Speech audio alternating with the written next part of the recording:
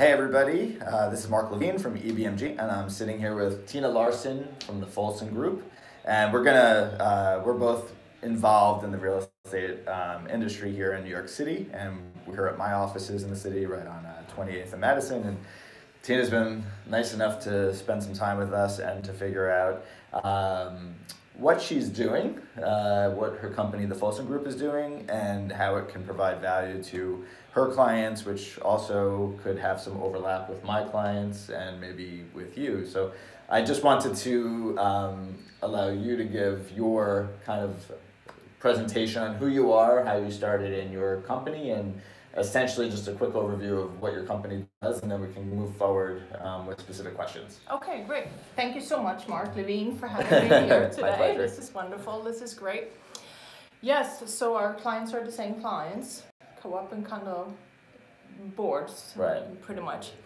Yeah, so we came from my partner and I and our one employee, we came from a background of finance. We worked 25 plus years, both of us, in finance. So we've been business analysts for many, many years. And by accident, by happenstance, we worked with one co-op, which is Mark's building. And we worked with that building and we found so many savings and so much waste that we started talking about our success after having saved that building $430,000. Substantial. That's not a small amount. Yeah. Yeah. So when we started telling people, of course, we thought that it was really exciting. Yeah. And then all of these people said, well, can we introduce you to our board? And we went, sure. And a business was born. A business was born. We formed 3 years ago. And now we're working with 13 buildings right now. And we've had great success in cutting their annual budget.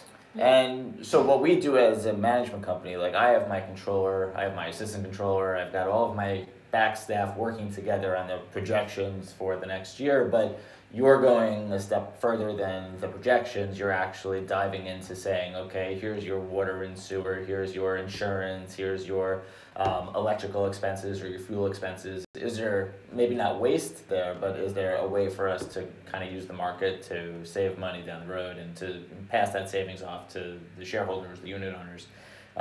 And that's what you're doing. And yes. I guess the most important thing that you'd probably want to emphasize is that you're not charging a fee for that. What you're doing is you're working on contingency. So if the building saves X amount of dollars, you get a percentage of that savings. That's correct. So there's really no downside to the building to say, you know what, here's all of our info. If you could find, a savings, go attack it. Oh. That's correct. I'll turn on the light. I got it. Oh, there we go. All we had to do is move. Perfect. Okay. Okay, so that's very energy efficient. I know, right? So we have to remember to move every 5 minutes. So what are you seeing? So your 13 buildings now, are they representative? Are they large scale buildings? Are they small, or is it a mix? Okay, so our smallest building is 34 units. Okay. Our largest building is 320 units or so. And are they all in the city, in Manhattan, or are they spread out? They're spread out. So they're in Manhattan, they're far up on the very far west, up by Washington Bridge, and all the way in Washington Brooklyn. Heights, Hamilton Heights, yeah.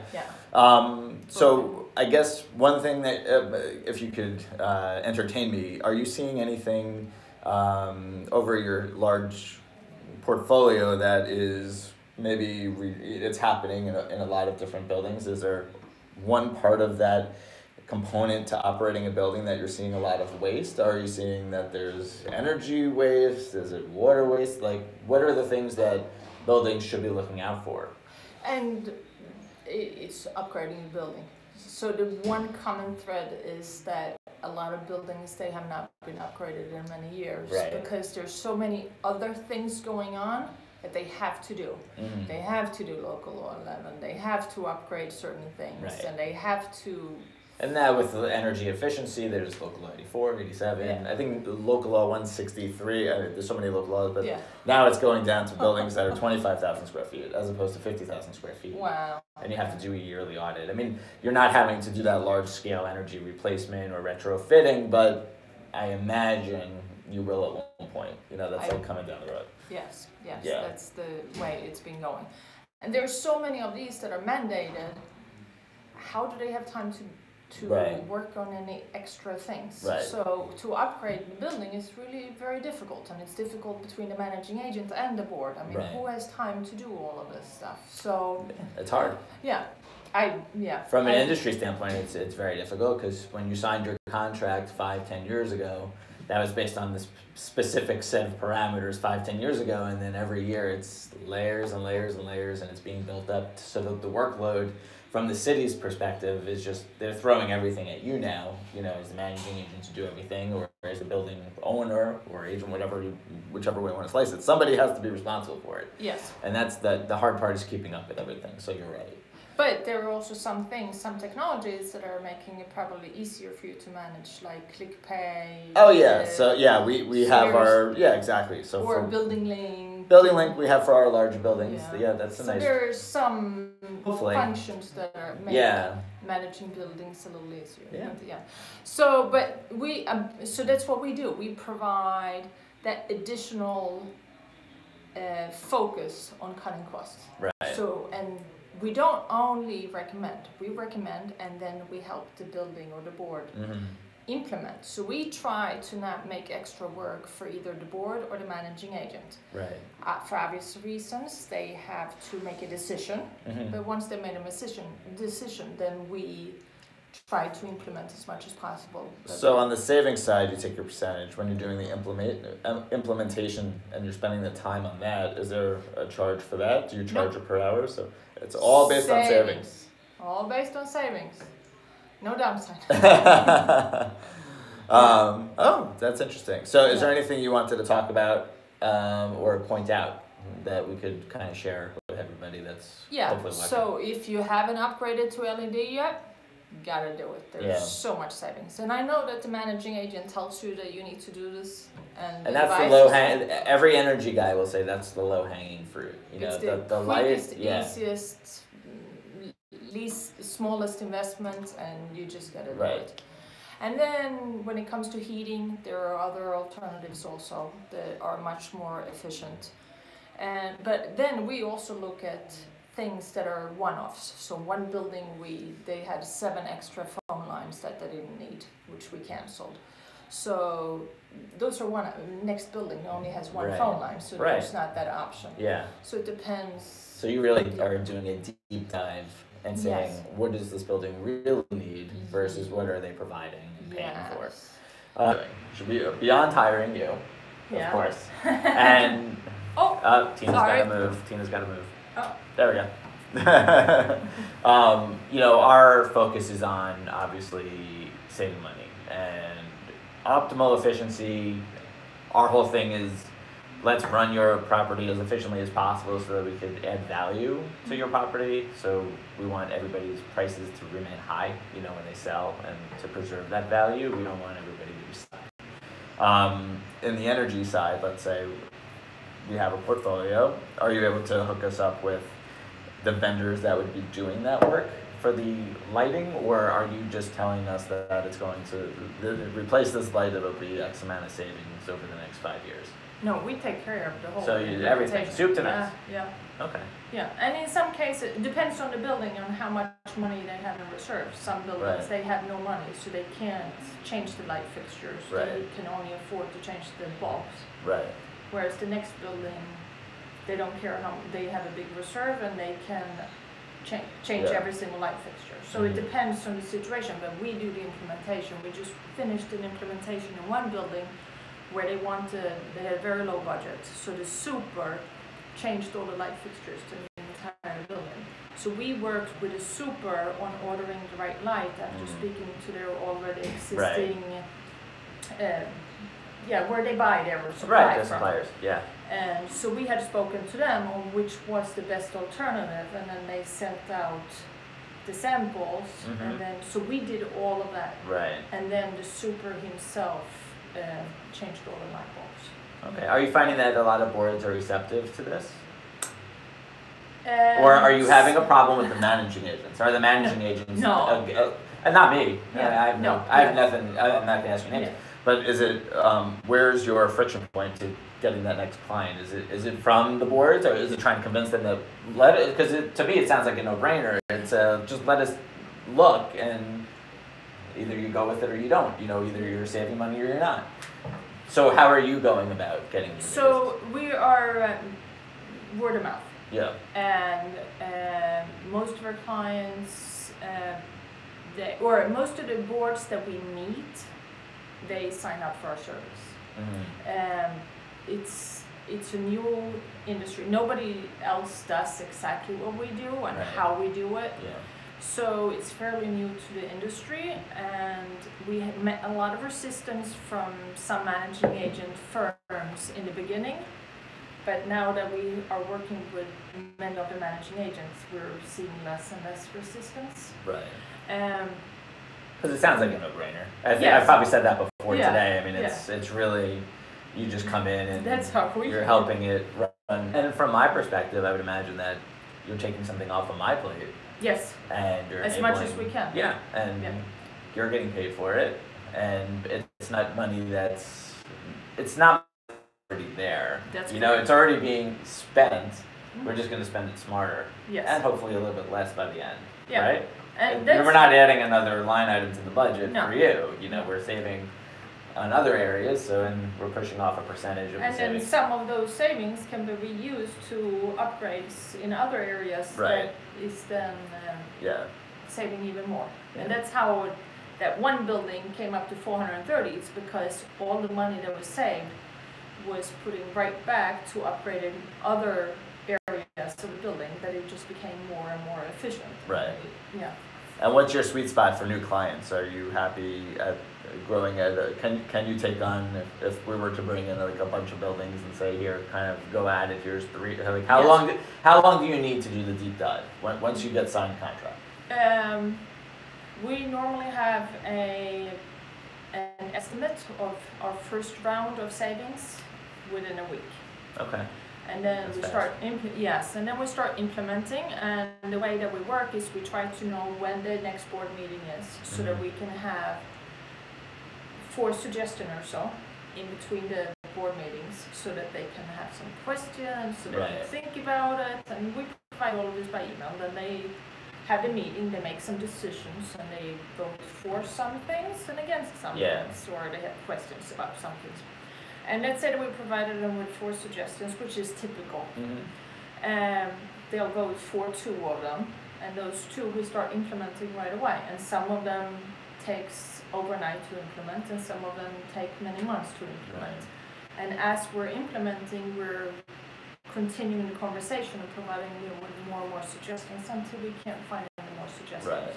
And as to how many buildings, we think that we should be able to do 30 buildings right now. With your current setup? Yes. Yeah, so you've got room to grow.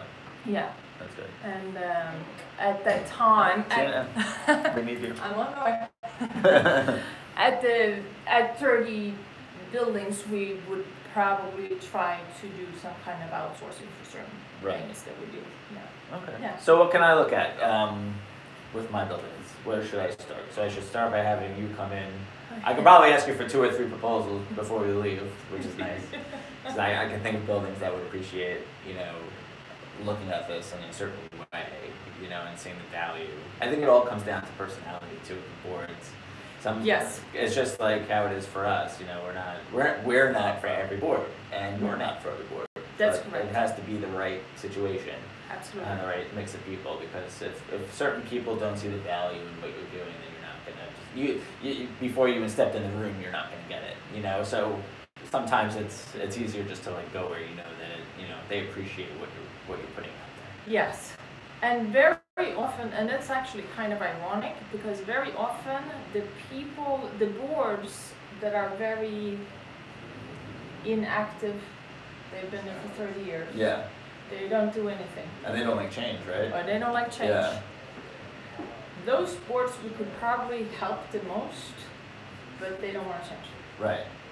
And it's also, I would imagine, and this is purely my own personality, my own personal view, it has nothing to do with my company, I'll put it that way.